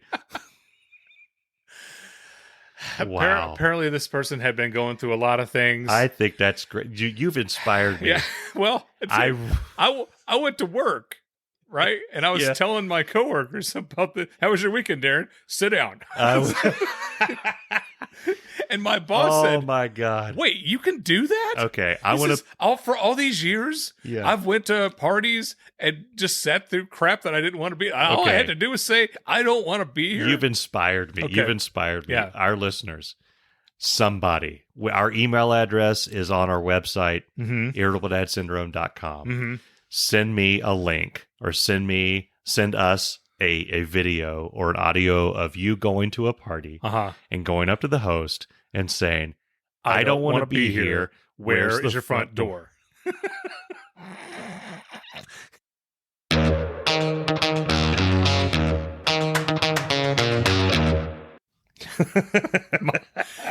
Seriously, I know I mentioned it in the story, but my wife was really wondering what I did wrong. Yeah. Which was nothing. I can For tell the first time ever, I did nothing wrong. I did nothing wrong. And the safety tip that I put in there is true. Yeah. Put your hand out on the left wall and just follow it completely. You know, you could do that if you put your hand on the right wall also. You can, but if you switch hands midway, you're going to get lost. Well, so this next story is one from my youth, as it were. I never met your father. Right. But after listening to this story, I wish I could. Okay. They had door-to-door salesmen that did Encyclopedia Britannica. I might have told this story. If I've told this story before. I don't remember this one. So we had an Encyclopedia Britannica salesman come to our door. Mm-hmm. You get A through C through CH. Something like that. He brought like a couple of books in, and they go through the whole spiel. Me, my dad, my mom. And then my dad's like, well, how much do they cost? And I forget what it was, but it was like an astronomical number. And I know that down at the Tradewell, a couple miles from our house, they were selling the Funkin' Wagnalls for like $5 or something a volume. Funkin' Wagnall. They hated Britannica Encyclopedia. There was like street fights, and so one guy like had sex with his sister, and then it was just. The Britannica was something ridiculous, like thousands of dollars or something. You know, I was a kid. I don't know what it was. Since I sold them, I would know how much they cost. But my dad was like, that's too. We're not going to do that. That's too expensive. And he says, but if money, the salesman's like, if money were not the object, would you get them? And he said, well, yeah, if we didn't have to pay for them, we would take them.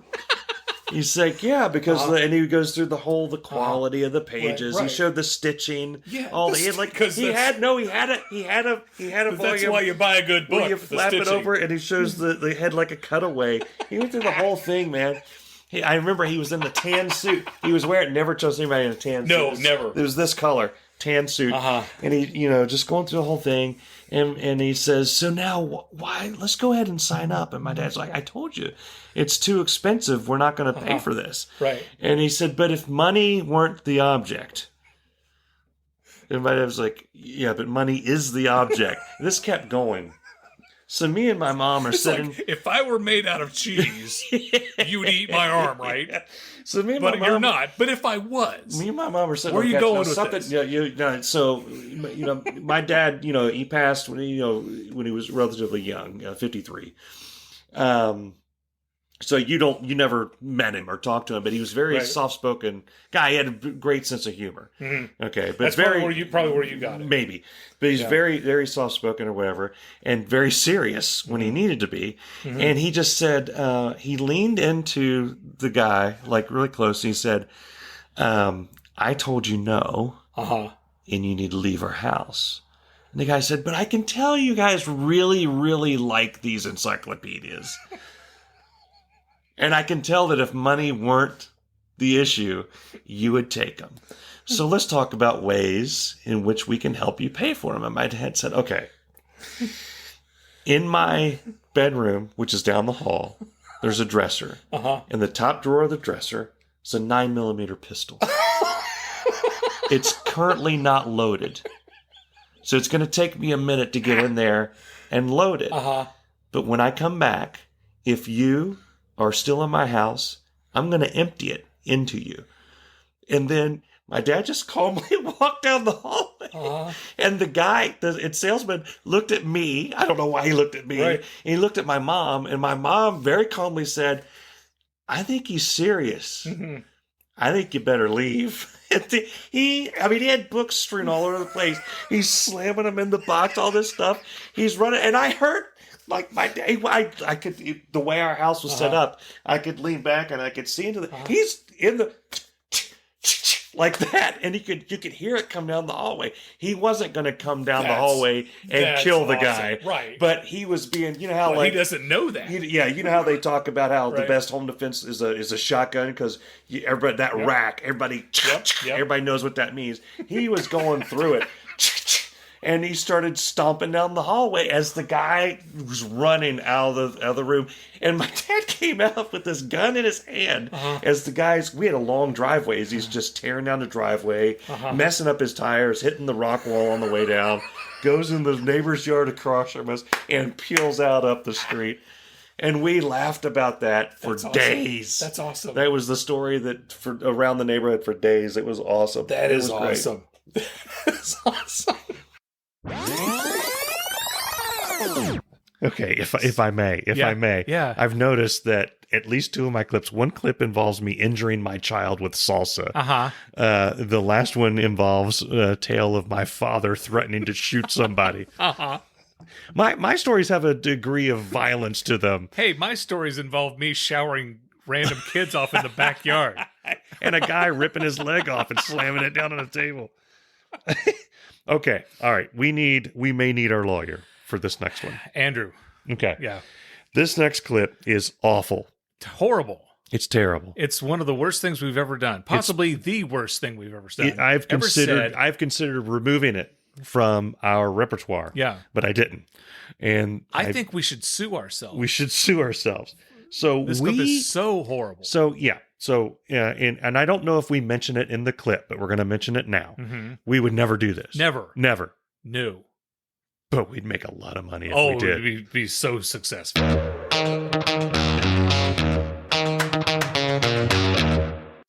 So something that we talked about at the Scouts And we had to talk in hushed tones. Yes, we did. Because there was a gaggle of women. Of moms. All around in us. the area. But then this idea hit. And I mean, when the idea hits, you got to talk it out. Yes. We talked about, what did we call it? The vintage man. The vintage man now, experience. Here's a business idea for Chris Hughes. Listen up. This is an experience, a service, okay? Well, hold on. Okay. You ask men the question, guys, how often have you wanted to go back to when things were right? Back when things were how they're supposed to be. Yeah. The following segment is a joke. The hosts, staff, and management of Irritable Dad Syndrome Incorporated would like to sincerely apologize if anyone's offended. It is not recommended that you try to sue us because our lawyer, Andrew Gibbons, does not screw around. And if you meet him in court, he will crush you. Thank you for understanding. Now, there's a certain demographic that this fits. Oh, there's a certain demographic. We believe we have that there's a market for it. For you. For the record, I just want to say, neither you or I condone this. No, neither. This idea horrifies both of us, and that's part of what makes it hilarious. We knew it would work. So the vintage man. We do not condone this but business. It would be a great idea. But we would make a lot of money with it. Yes. The vintage man. We had three. So you go in, there's three scenarios. You have a living room, a car, and the office. Right. You can be part of the vintage man experience. Yeah. You can sign up for like an hour, for half a day, a day, a weekend. There'll be several packages. Yeah. What we can do is you can step back into what 50s. It was like to be a man back in the 50s. Yeah, and so you pay different levels. So everything will have like a 50s decor. Mm-hmm. Obviously, there'll be some scotch there for you to drink. Waiting for you when you get home. Paper, your slippers. Yes. You know, you could pay to have a woman there to pretend to be your wife. You could tell her to bring you the paper, tell her to bring you your scotch. Exactly. You could pay different fee levels. There'll be a level where you can complain about the roast. Right. Not being she done says, properly. you know what, honey, I was thinking that maybe I can get a job. And he says, well, I was thinking that maybe you could get me my supper. And then sorry, dear. And then she brings it to you. She's an actor. She cuts your meat for you. She's an actor. She's an actress. This is a service. Yes. I think you call everyone actor now at this point. Okay, whatever. Okay. But I'm just saying, right? This is a service for the type of man, not us, right? No, you or I. No, I would never do this. You would never do this. This makes me sick. Now, I have no interest at all in this. Now, The Office is basically Mad Men. You go in, and you smoke at your desk. You drink. You can pay for the secretary to come in. You all laugh. Call her toots. Call her toots. Give her That's a pinch. lot of money. Yeah, that's a lot of money for that service. And she walks out. It's a service, right? This is a horrible thing. Horrible. This is awful. This is awful. Yes. I do not condone this Should at never all. be done. No, not at all. But people would pay a lot of money. It would make a lot of money. It would make a lot of money. And then the third one is the car. The car. Now, this one I'm particularly excited about because it could be like a ride at like Disney or something, an actual track. Exactly. With a couple of things. Well, one, you're the only person allowed to pack the trunk. Yeah, you pack the trunk because you were the only one who could pack it correctly. And you can bring your own things to pack in there, or we would supply the business owners. No GPS. You got a real map that you can read. Yeah, and there's a wife there supplied. Right. You're not going to put your own wife through this because you would be divorced within a minute. No. But there's a lady there who would suggest directions, at which point you could say, I know exactly where I'm going. Exactly. There's a guy, you could have a guy along the track that you could stop if she demands you stop and ask for directions, and you could stop and tell him to go f*** himself and then pull on around the track. Exactly. There's even going to be a place on the track to pull over and yell at your kid. Right. You could buy a kid. Right. You can smack the kid if you want. Horrible idea. Smack him from and people who love to like clip sections, don't clip me saying you could buy a kid. I don't want any weird emails from Wayfair or any of this stuff. I don't even know what Wayfair is. It's a thing. Okay. It's a thing. Okay. Don't look it up on your home computer. I will not. Look it up on your work computer. I will not. And you could yell at that kid. An actor. He's a kid actor. And yes, it's like they had a kid. They're all in on it. They had a kid in the movie, The Pet Cemetery, that like chewed somebody's neck and like stabbed him with it. He didn't really stab anybody. They were all actors. That's disgusting. Yeah. So we're not sick people. You folks. get to act out these things. Right. It's like the movie Hostel, but nobody gets hurt. No, nobody. Yeah. No, they're all in. They're quite happy to be there. Vintage man.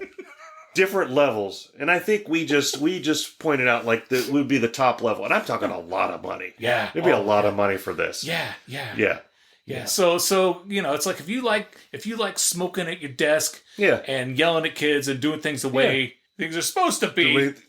You said we could add a barbershop. Can we add a barbershop in there? You could, absolutely. You could. Because the barbershop's like green, dark and green. Yes. With the candy cane thing. But I remember one that my dad always went to. Everyone was smoking. Checkerboard floor. There was an ashtray at every barber chair. Yeah. There was a lot of dark green and dark like cherry wood. Mm-hmm. And the barbers had a towel draped over one shoulder, an apron for some stupid reason, and they gave every man the same damn haircut. All you did was sit down and said, shorten it up a bit. Yep. None of this. Yes. Fade. If you said fade, your ass. You'd have, freaking Al Pacino would come from the bathroom with a pistol and put it at your brain sip. You'd be gone. That'd be it. Don't say. I'd like a fade. I'd like give me a flock of seagulls. Yeah. No. Or was it business in the front and party in the back? Get a mullet. That's about as far as you could go with it. Yeah. So again, we do not condone the vintage man. Nor would we'd ever do it. No, never would we do it. But we know it would make a lot of money. It would make a lot of money. Because I told my wife about this. We would be pariahs. And the cold stare. Oh my God. The stare. And by the way, we're gonna have to run the disclaimer. Oh yeah. At the end of this we would be like the My Pillow guy. Like everybody hates him. Oh yeah. If we did this, it would survive for maybe 6 months. Right. Possibly 7. But we're not going to do it because we think it's disgusting. No, it is disgusting. It's I vile. would never do anything like this. Never. It's awful. Never.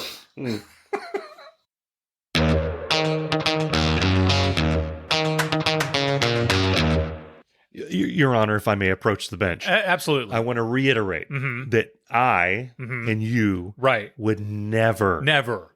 That's not even funny. I and you. Yeah. That's not funny at all. That's grammatically incorrect. But that's what a lot of people say is that you and I are not funny at all. No. Especially not in the first couple minutes. You need to be funny in the first 30 minutes. No, that particular episode aired, and we got a review that said, it was 3 words, dude, vintage man. Was that good? Yeah, I think that's a good review.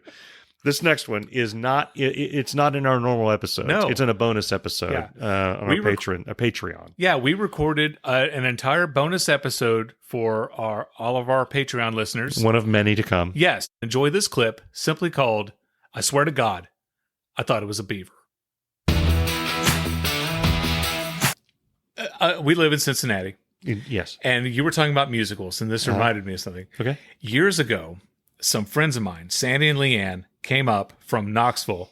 They were in town, and we bought tickets to see The Producers at the Aronoff Center. The Aronoff Center, if you're ever in Cincinnati, you want to go to a show, go to the Aronoff Center. That's the place to go. It's the place to go. It is a beautiful theater. The sound is fantastic. The people are great, and you will truly enjoy the theatrical experience at the Aronoff. Okay, so we go to see The Producers. Now, at the time, I used to work at a TV station downtown. You could park there for free. Yeah. So we parked at the station and we walked, I want to say 5 blocks. Okay. And then 2 over. So the equivalent of about 7 city blocks. Okay. And Sandy and Leanne are a little nervous. They're like, is it safe to walk back? I'm like, yeah, we're going to be just fine. So when we walk to the show, sun's still out. Okay. After the show, it's dark. We're walking out of the play. Okay. A guy approaches us. All right. It's Sandy, Leanne, me, and Libby. A guy approaches us and starts talking to me. Of course. The one person who was in is talking to me. He says, hey, I want to talk to you about something. And usually the first thing they say is, do you have any money? Yeah. In which I say, I don't have cash on me. I'm sorry. Thank you. And good night and whatever. Yeah. He says, I need to talk to you about something. And I'm like, okay. And he says, I was just down by the river because Cincinnati has the Ohio River. Yeah. That separates Cincinnati from Kentucky. Yeah. I was just by the river. Okay. And I swear to God, I saw a beaver. And I said, I'm intrigued. I said, yeah. Really? Yeah. He says, yeah. A river beaver. A beaver. I said, are you sure? Yeah. And he says, yeah, that had to have been a beaver. Now, Sandy and Leanne are huffing it. Now, what time is this? What time this is 11. Okay. Yeah. Like 11 o'clock, something like that. You know, Sandy and Leanne are double timing it. Yeah. They're walking even. It's like they just keep going and going and going, right? And Libby and I are left to talk to this guy about the beaver. Yeah. He says, yeah, I swear to God, I saw a beaver. I'm like, okay. And he says, I mean, you don't think, you know, and I said, what? I said that and he's leaving me to finish his thought. Yeah. You don't think that, I'm like, that he's going to attack, chew up some logs and build a dam and block up the Ohio River? He goes, yeah. And I said, I don't think that's going to happen. Where's he going to get all the wood? It's like a beaver conspiracy theorist at 11 o'clock at night. And he's like, oh, I don't know. And then this guy's on our left. Okay. To our right, another person comes up. Okay. And he says, excuse me, sir. He says, I wonder if you might be able to, you know, maybe give me some money because Christmas ain't Christmas without the one you love. And Libby and I are looking at each other. We're like, what the actual hell is going on tell here? That guy, did you hear about the damn beavers over here? And we actually stopped because we were laughing so hard. The guy talking about the beaver and the other dude singing the OJ's Christmas album walk off together. And the last thing I heard was, I swear to God, man, it was a beaver. Sandy and Leanne are 3 blocks ahead of us. Oh, and I'm my God. Like, you just missed the greatest homeless person story of all time. Oh, yeah. It doesn't get much better than that. Plus, I mean, what if these guys are dangerous? Thanks for leaving us for dead. The beaver. This is, So before we play our last clip on this best of episode, Mike, I wanted to thank you for having me on the podcast. Oh, thank you for being on the podcast. You're welcome. This is all Mike's idea, and I was happy to do it. I want to thank my family. You know, we come over, we record this show once a week, and then we spend time editing it, and we spend time, you know, writing ideas for it and stuff. And most of all, I want to thank our loyal listeners, because we have listeners who have been here for literally episode. The beginning. Yeah, even the first dozen or so, which aren't that great. But yeah, I'd like to thank Chris Hughes. We have given him so much over the years. But he has been our absolute most loyal listener. He has promoted the show. Yes. He and his girlfriend are patrons of the show. I want to thank Steve Farrell. I want to thank Chris Michael. I want to thank Aaron and Jason Durbin. And I want to thank all the other fans. Our listener in France, who no matter how many times we ask to chime in, they never talk to us. Yeah. But if you've listened to one episode or a dozen or all of them, thank you so much. Yeah, and I thank you for the opportunity to do this, because you know, in going back through the clips and listening to the different episodes and stuff, at the end of the day, you know, it's a thing that we do that we care about. Yeah. It's a creative outlet. But also, in a weird way, we're documenting our lives in this podcast. Because going back through the clips, I'm like, holy crap, I remember when that happened. Yeah. And there's different things happening along the way. And I wouldn't keep doing it if it wasn't fun. I look forward to every episode. And there's little snippets, clips that didn't make it. There's at least 3 other clips we could have put on this best. There was one during the election. I don't know if you remember, during the election, the clip came out on election day, and during the bit, I'm trying to convince people to get out of line. Yeah. Don't vote. So I know. There's all kinds of little things in there. Yeah. So thank you. I want to thank my family, because it does take time. You know, not just, you know, if you're sitting in your car in your office, like, I don't have an hour, let's listen to these guys. There's editing that goes into this, putting together the stuff. There's tons of minutes of footage where we're just yelling at each other or talking about something that will never be on the podcast. Yeah. So thank you for your time investment, D-Ron. And thanks. Darfin. Yeah. And thank you to Dave Lay. Thanks, Dave. And all of our listeners. Yeah. But here is the final clip. The best clip by far. Again. Of Irritable Dad Syndrome. And it wasn't Kroger. No. But it was similar. It was similar. I called the cake lady over. Okay. Now remember. Okay. Bess is in the car with the kids and a dog. I'm supposed to be in there getting a cake. I'm supposed to be gone for 5 minutes. She trusted you to go in by yourself. Yeah. And I picked a cake. I picked a cake. That was her first mistake. I picked a cake that had a shooting star on it. And I said, don't you know that you are... Oh, yeah, we got to finish this episode sometime. Okay. And I said, can you write things on there? And she said, yeah. And I said this without an appointment. Like, and she's like, yeah, we can just tell me what you want on it and I'll write it on there. And I was like, happy birthday, Teresa. I was like, and it's spelled, and I said this, Teresa. Okay. She said, okay. She went back, she wrote it, she finished. Then she came over and she's like, how did you spell Teresa? And I told her. She went back, she looked at the cake for a while. She came back over to me, she said, give me a minute. I was like, okay. That's never good. It's never good. I don't know what I was like, I'm like, how is she going to, she's going to scoop it off? It's going to look weird. But she fixed it. Okay. She fixed it. So I go through. Now I'm already kind of, I've used up my 5 minutes. This whole span of this story has taken 5 minutes at this point. So I'm on borrowed time. So I go to self-checkout. I hate the self-checkout. Okay. And I scan, because that's what I do at the Kroger. I scan it and it starts, this one it said, please scan your Giant Eagle something card. Mm-hmm. And I look and there's no option for, I don't have a Giant Eagle something card. Okay. So I just put the thing in the bag and I scan the next thing. Stop. Please scan your Giant Eagle. What is it, RoboCop? So I pull it out. I do it again. And it said, please just keep saying that. And I'm like, what the hell? So I go, and the only lane that doesn't have a lot of people is the tobacco where you go get the cigarettes. The lady with the cigarette rack. Like you say, there's a guy in front of me. Now I'm 8 to 10 minutes into a 5-minute trip. So at this point, Bess and the kids and the dog they're convinced that you've left them. They're a little annoyed. Yeah. This next conversation is burned in my brain. Okay. So there's a guy in front of me, and he's trying to get the lady behind the counter, the lady whose job it is to sell cigarettes to people. Okay. That's why they put her there. Right. That's the one lane that has cigarettes. Yes. That's her job. Yes.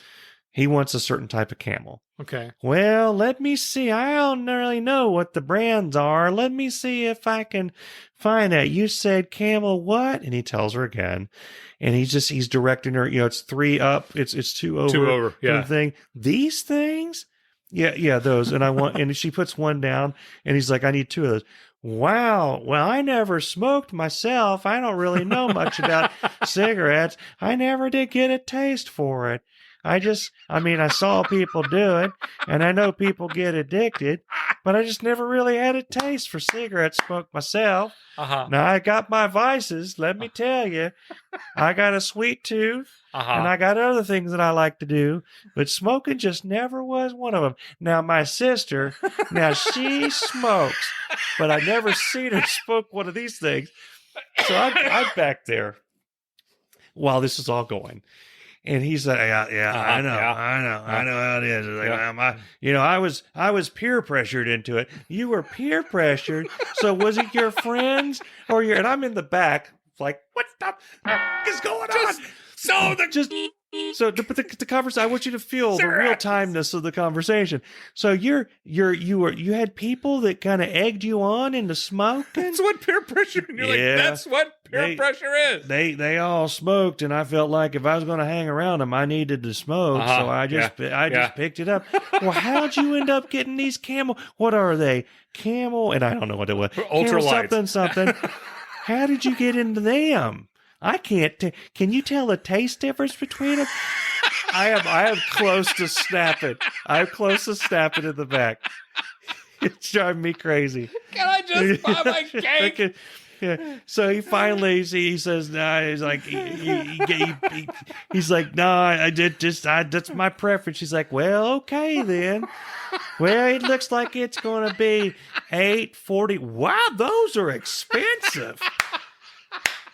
I can't believe they cost that much. I couldn't afford to have a habit like that. Was you gonna pay with credit, honey? Is that a credit card? Let me see that." Oh, that's got a chip in it. Now you got to put that chip. There you go. Put it right up in there. Okay, now it's going to, there you go. You got to answer those questions. Boy, let me tell you, we get people come in here, they can't answer them questions. They just go on, and they get mad at me. And a lot of people get mad at me over that thing. And I'm sitting there thinking, lady, it ain't that. It's not, that's not what they're getting mad at you about. He finishes the thing. He's like, well, here's your cigarettes. Now, good luck with the rest of your day. You doing anything today? And he's walking away. I'm going to see some fireworks. Well, that's what people do today. And she turns around. Hi, honey. Oh, it's somebody's birthday today. Is it Teresa? Yeah, that's my mother-in-law's birthday. Ain't that sweet? You're buying your mother-in-law a cake. Looks like you got some knives and forks here and some plate. Yeah. Listen, I don't want to be rude. My wife, I'd love to get this cake to her before she dies. My wife, now, for some reason, she left the cake back. You know, they cross the things over. They cross over the scanner thing, and they put it over where you take it. Right. That happened with everything except for the cake. And I come over to where the pay thing is, and the lady behind me shoves her cart damn near right up on my hip. Now I can't get to my cake. Oh, okay. So I was like, I don't want to be rude. My wife and dog and kids are in the car, and this is supposed to be a short trip. Is it her birthday today? You got to get it over there. I bet she's having a nice party now that you're bringing her to this cake. How old is she going to be? I don't know how old she's. Is that a credit card? No, it's a debit card. Debit card. Ooh. Now you got to put in your PIN. And they're I understand. Well, you go ahead, honey. I do the thing. She's like, it looks like it's going to go through.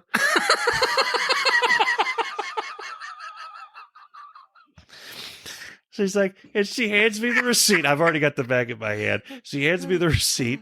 I take it, and the lady behind me, who looks like Throw Mama from the train. You remember that lady, Throw Mama from the train? He's trying to kill me. I was like, I need to get this cake. And she's like, what? Can you back up so I can get the cake? Honey, he needs to get his cake for his mother-in-law, and it's right there in front of your car. Can you move back and let it give you? And by then, I've already reached over. I've grabbed the cake. She's still talking to the lady. And the last thing I heard is, you have a nice 4th of July. Jesus. I get out there, and the whole walk from the front of the store to the car is like, I cannot wait until I get the question, what took you so long? I can't wait for it.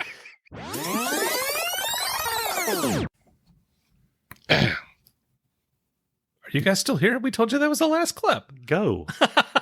Get out. Thanks for listening to our Best of show, and we hope to see you next week on Irritable Dad Syndrome. Thank you for listening to our 1-year anniversary special. Hey, you know, guys, it's been a year and I still haven't been paid. I bet Shadow Stevens gets paid. Yeah, lots of announcers out there get paid. And here I am doing this crap. Anyway, we'll see you next week on Irritable Dad Syndrome.